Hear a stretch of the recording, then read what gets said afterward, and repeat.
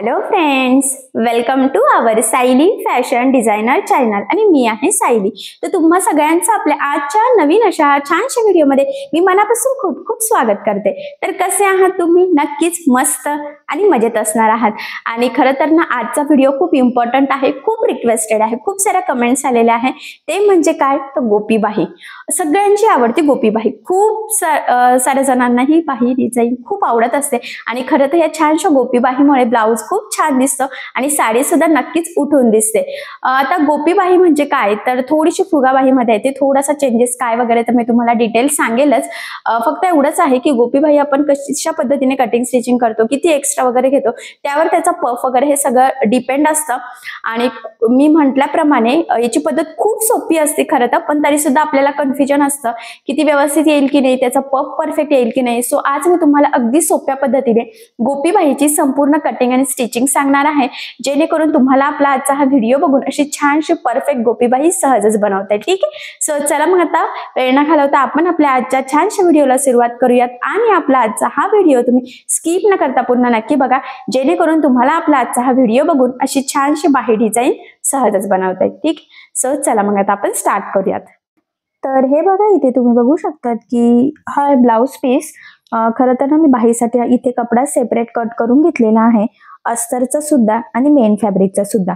आणि मी म्हटल्याप्रमाणे आता गोपीबाहीची सगळ्यात आधी आपल्याला कटिंग करावी लागणार आहे. तर भरपूर सारा मी इथे कपडा घेतलेला आहे. कटिंग करताना कुठल्या गोष्टींची काळजी घ्यायची ते मी तुम्हाला सांगते. खरं तर सगळ्यात आधी आपल्याला एक्स्ट्राचं मार्जिन घ्यायचं आहे बंद बाजूच्या साईडने. डबल फोल्ड कपडा आहे आणि इथे मी 5 इंचावर मार्किंग केलेली आहे. ठीक आहे, त्यानंतर आता आपल्याला खालच्या साईडला एक ना सरळ लाईन सुद्धा ड्रॉ करायची आहे. त्याआधी मी ही लाईन सुद्धा एक सरळ ड्रॉ करून घेते, जेणेकरून आपली कटिंग तिरकी वगैरे व्हायला नको यासाठी. आणि खाली सुद्धा आपल्याला त्यासाठी मार्किंग करायची आहे, कारण की बऱ्याचदा काय होतं की आपला जो काही फॅब्रिक असतो तो तिरका वगैरे होऊ शकतो आणि मग आपली कटिंग तिरकी व्हायला नको. त्याआधी म्हणजे आधीच आपण एक लाईन ड्रॉ करून घ्यायची. ठीक आहे, त्यानंतर आता इथून आपल्याला टाकायची आहे बाहीची घडी. तुमची किती साईजची आहे त्यानुसार बाही घडी वगैरे याचे चार्ट मी आधी टाकलेला आहे. तर इथे बाहीची घडी आहे 8 इंच.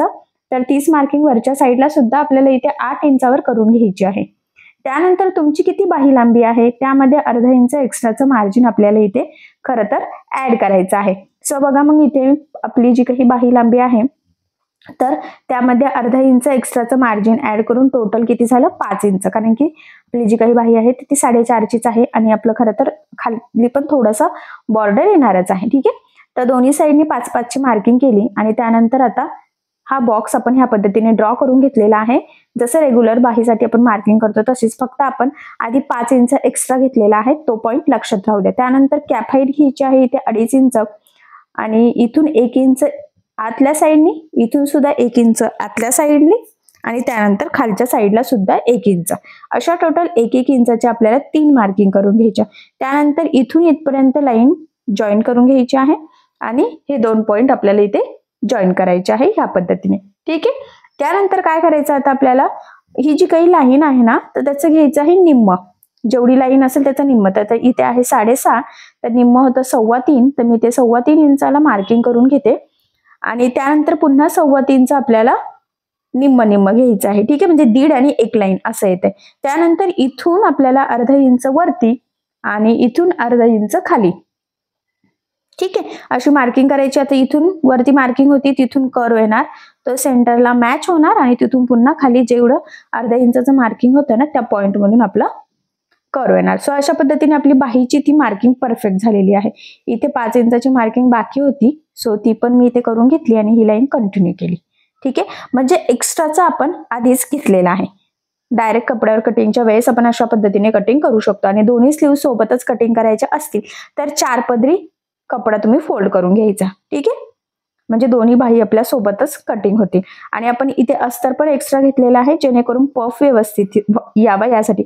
बऱ्याचदा आपण काय करतो, अस्तर काही एक्स्ट्रा घेत नाही, फक्त मेन फॅब्रिक घेतो, पण मग कधी कधी पफ व्यवस्थित येत नाही. सो त्यामुळे जर का तुमच्याकडे अस्तर अवेलेबल असेल जास्त, तर माझं म्हणणं आहे की एक्स्ट्राच घ्या, म्हणजे खूप सुंदर पफ सहित आपली गोपीबाही नक्कीच रेडी होईल.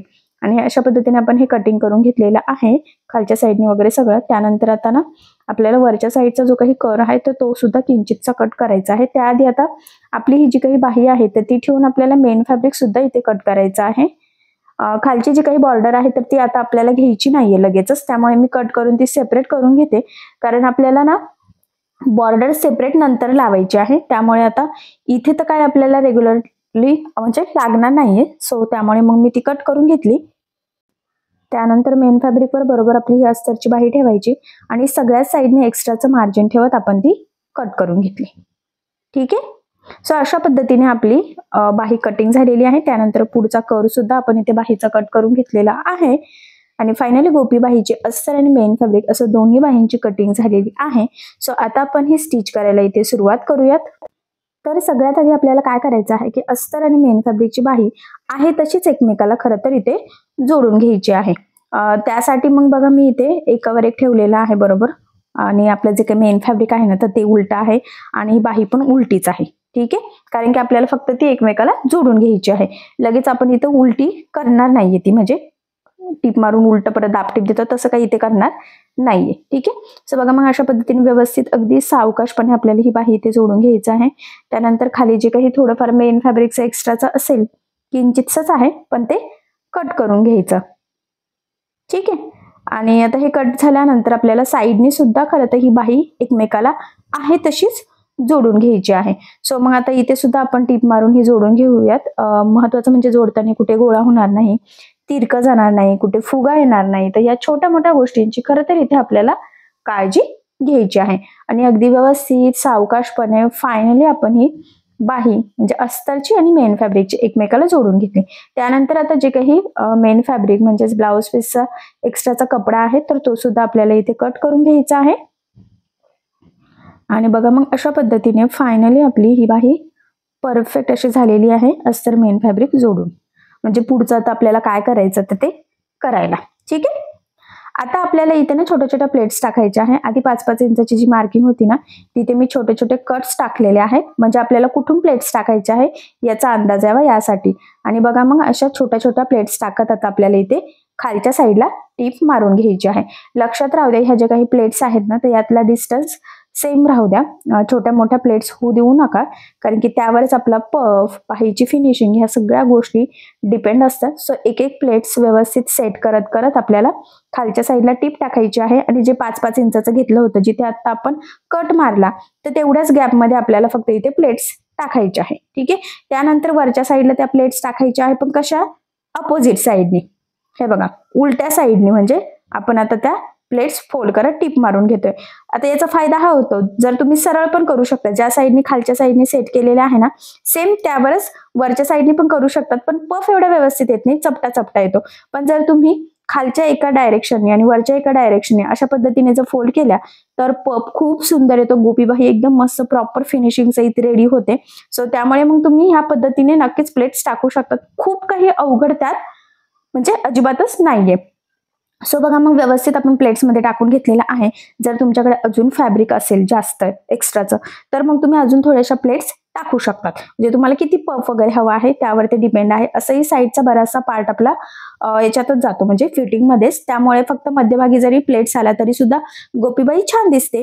पण तरी पण मी म्हणते, आणि कसं होतं ना बऱ्याचदा आपल्याकडे ब्लाऊज पीसमध्ये एवढी बाही पुरत नाही, त्यामुळे मग एवढ्या हिशोबाने जरी तुम्ही प्लेट्स टाकल्या तरी सुद्धा गोपीबाही छान अशी नक्कीच रेडी होईल. ठीक आहे. सो खालच्या साईडने मी व्यवस्थित कट करून सेट करून घेतलं. त्यानंतर आता मी कॉन्ट्रास्ट म्हणजे साडीच्या कपड्याचीच इथे पट्टी घेतलेली आहे. 1 इंचाची पट्टी घेतली तरी सुद्धा चालेल, म्हणजे काय होईल ना की आपली गोपीबाही अजूनच छान दिसावी यासाठी कॉन्ट्रास्ट कपडा यूज करायचा. मग तुम्ही सुद्धा साडीचा तुमचा कपडा इथे नक्कीच यूज करू शकतात. आणि 1/2 इंच एवढं मार्जिन ठेवून मी इथे टीप मारून घेतलेली आहे. ठीक आहे. त्यानंतर आता ही पट्टी आपल्याला आतमध्ये फोल्ड करायची आहे, पण मी तर म्हणेल की तुम्ही ना डबल फोल्ड करून ती जरी पट्टी आधीच टीप मारली ना तरी सुद्धा चालेल, म्हणजे आतल्या साईडने सुद्धा फिनिशिंग खूप सुंदर येते. त्यामुळे मग मी काय केलं की ती पुन्हा बघा फोल्ड केलेली आहे, म्हणजे तुम्ही लावतानाच डबल फोल्ड करून लावली तरी सुद्धा चालेल, म्हणजे तुमचं काम सोपं होईल. आता मी आधी लावली पण मला नंतर असं वाटलं की आतल्या साईडने जास्त फोल्ड करण्यापेक्षा इथे जर फोल्ड केलं की आतल्या साईडने पण फिनिशिंग छान आहे आणि मग धागे निघण्याचे चान्सेस राहणार नाही. ठीक आहे. आता ही पट्टी अशी लावल्यानंतर बघा मग आतल्या साईडनी फोल्ड करण्याच्या आधी वरच्या साईडला एक दाबटीप द्यायची, जेणेकरून मग ती प्रॉपर फिनिशिंग सहित आपली छोटीशी अशी गोड टाईप पट्टी रेडी होईल. आता दाबटीप दिल्यानंतर मग आता ही पट्टी आपण बरोबर फोल्ड करायची आहे. जशी आपली पाइपिंग तयार होती ना सेम त्याच हिशोबात, फक्त एवढंच आहे की ही ब्रॉड होणार आहे. हे बघा ह्या पद्धतीने. त्याचबरोबर महत्वाचं आहे की एकसारखी आली पाहिजे. खरं तर म्हणूनच आपण वरच्या साईडला ती दापटीप दिली, जेणेकरून आपल्याला अंदाज पण येतो, पट्टी व्यवस्थित सेट पण होते आणि मग गोट व्यवस्थित एकसारखा येतो. ठीक आहे. सो बघा मग अशा पद्धतीने एकदम छान कॉन्ट्रास्ट कपड्याची आपण खाली इथे पाइपिंग करून घेतलेली आहे या गोपीबाहीला, त्यामुळे ते अजूनच सुंदर असं लुक आलेलं आहे. हे बघा. त्यानंतर आता खालच्या साईडला आपण एक लेस लावूयात. खरं तर तुम्ही नाही लावली तरी सुद्धा चालेल किंवा लावली तरी सुद्धा चालेल. ऍक्च्युली ते तुमच्या किंवा तुमच्या कस्टमरच्या चॉईसवर डिपेंड आहे. आणि नंतर कट करून ती बाही अजून वरच्या साईडने जर तुम्हाला वाटलं की थोडीफार कमी जास्त वरखाली झालेली आहे तर ती कट करून सेट करायचं. आणि ती कट करताना एक प्लेट्स थोडीशी लूज झाली म्हणजे ती निघाली तर मी पुन्हा टिप मारून येते, ती व्यवस्थित सेट करून घेतली. ठीक आहे. सो अशा पद्धतीने इथपर्यंत तर बाही आपली रेडी झालेली आहे. जर तुम्हाला खाली मी म्हटल्याप्रमाणे लेस लावायची नसेल तर काही प्रॉब्लेम नाहीये. पण मी काय केलेलं आहे की ज्या कलरचा गोट लावलेला आहे म्हणजे कॉन्ट्रास्टच इथे मी खरं तर लेस घेते. गोल्डन पण तुम्ही घेऊ शकता. गोल्डन ही कशावर पण मॅच होतेच.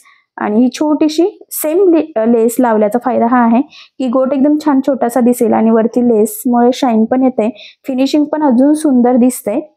आणि त्यामुळे मग खरं तर इथे मी ही बरोबर राणी कलर म्हणजे गुलाबी कलर आणि गोल्डन कलरच्या कॉम्बिनेशनची लेस एकदम बारीक अशी घेतलेली आहे. आणि ह्या लेसला दुसऱ्या साईडने सुद्धा टीप देऊन घेतलेली आहे. ऍक्च्युअली मी नेहमीच सांगत असते लेस जाड बारीक कशीही असो, शक्य असल्यास दोन्ही साईडने टीप द्यायची, जेणेकरून लेस व्यवस्थित पॅक लागली जाते, ती वरती तरंगत नाही आणि सगळ्यात इम्पॉर्टंट म्हणजे फिनिशिंग खूप सुंदर येते. ठीक आहे. सो बघा मग फायनली अशा पद्धतीने एकदम छान अशी आपली लेस प्रॉपर फिनिशिंग सहित लावून झालेली आहे. आणि याचा पफ वगैरे बघा किती मस्त असा आलेला आहे. खालची जी काही आपली बॉर्डर आहे गोपीबाहीची ती सुद्धा खूप म्हणजे खूप सुंदर आलेली आहे. आणि ब्लाऊज रेडी झाल्यावर बघा ह्या पद्धतीने बरोबर मध्यभागी पफ येणार आहे. आणि हा पफ पण मी तुम्हाला थोडासा जवळून दाखवते जेणेकरून तुम्हाला थोडीशी आयडिया येईल. ठीक आहे. सो बघा मग फायनली खूप छान ट्रेंडिंग सगळ्यांची आवडती गोपीबाही आपली इथे रेडी झालेली आहे. आणि मी म्हटल्याप्रमाणे ह्या प्लेट्स बघा खालच्या साईडच्या डायरेक्शन ह्या साईडला आहे आणि वरचं विरुद्ध आहे म्हणजे अपोजिट. आणि त्यामुळे झालेलं काय आहे की ह्या पद्धतीने जर प्लेट्स टाकल्या ना तर खरं तर पफ खूप सुंदर येतो. दिसायला पण फुगाबाही पण म्हणतात बरेच जण. खरं तर याला दिसायला ही बाही खूप छान दिसते, ब्लाऊजही मस्त दिसतो आणि बऱ्याचदा पफ व्यवस्थित सेट होत नाही. जर तुम्ही नुसतेच प्लेट्स सरळ सरळ टाकल्या ना तर त्या नुसत्या प्लेट्स असे चपट्या चपट्या दिसतात आणि व्यवस्थित पफ येत नाही. सो त्यासाठी तुम्ही अशा अपोजिट डायरेक्शनने जर का व्यवस्थित अशा प्लेट्स टाकल्या तर नक्कीच तुमच्या बाहीला सुद्धा खूप सुंदर असा पफ येईल. सो अशा पद्धतीने तुम्ही ही गोपीबाही नक्की बनवून बघा. अगदी कमीत कमी टाइम मध्ये तयार होती. त्याचबरोबर याची कटिंग स्टिचिंगची पद्धत ही खूप सोपी आहे. आय होप सो तुम्हाला नक्की म्हणजे नक्कीच जमेल. जरी तुम्ही याआधी अशी बाही बनवली नसेल, कोणी नवीन शिकत असाल तरी सुद्धा तुम्हाला आपला आजचा हा व्हिडिओ बघून अशी छानशी लेटेस्ट ट्रेंडिंग न्यू लुक मधली मस्त अशी सगळ्यांची आवडती गोपीबाही सहजच कटिंग स्टिचिंग करता येईल. सो या पद्धतीने तुम्ही नक्की करून बघा. आणि जर तुम्हाला काही प्रॉब्लेम येत असेल तर मला कमेंट करून नक्कीच कळवा. मी तुमच्या प्रश्नाचे उत्तर देण्याचा नक्कीच प्रयत्न करेल. ठीक आहे. सो बघा मग फायनली आपली छान अशी गोपीबाही कंप्लीट कटिंग स्टिचिंग झालेली आहे. बघितल्यावर लक्षात येते फिनिशिंग किती सुंदर आलेली आहे. पफ सुद्धा खूप छान आलेला आहे आणि पद्धत ही इतकी सोपी आहे की तुम्हाला सहजच जमेल. सो अशी छानशी गोपीबाही तुम्ही नक्की ट्राय करून बघा, नक्कीच तुम्हाला जमेल. पण जर तुम्हाला यामध्ये काही प्रॉब्लेम येत असेल तर मला कमेंट करून नक्कीच कळवा. मी तुमच्या प्रश्नाचे उत्तर देण्याचा नक्कीच प्रयत्न करेन. ठीक आहे. सो चला मग आता आपण आपला आजचा छानसा व्हिडिओ इथेच थांबूयात. आणि तुम्हाला आपला आजचा व्हिडिओ कसा वाटला मला हे कमेंट करून नक्की कळवा. त्याचबरोबर आपला व्हिडिओ आवडला असेल व्हिडिओला लाईक करायला विसरू नका. आणि असेच नवनवीन छानसे व्हिडिओज बघण्यासाठी आपल्या सायली फॅशन डिझायनर या चॅनलला सबस्क्राईब करा. आणि ज्या वेळेस तुम्ही सबस्क्राईब करा त्यावेळेस त्यासमोरील बेल आयकॉन ही नक्की प्रेस करा. त्यामुळे काय होईल, जेव्हा मी नवीन व्हिडिओज टाकेल त्याचं नोटिफिकेशन तुम्हाला तुमच्या मोबाईलवर येईल. ठीक आहे. सो चला मग भेटूया पुन्हा नवीन अशा छानशा व्हिडिओमध्ये. तोपर्यंत टेक केअर, काळजी घ्या. आणि आपला आजचा व्हिडिओ शेवटपर्यंत पूर्ण बघितल्याबद्दल thank you so much. Bye bye.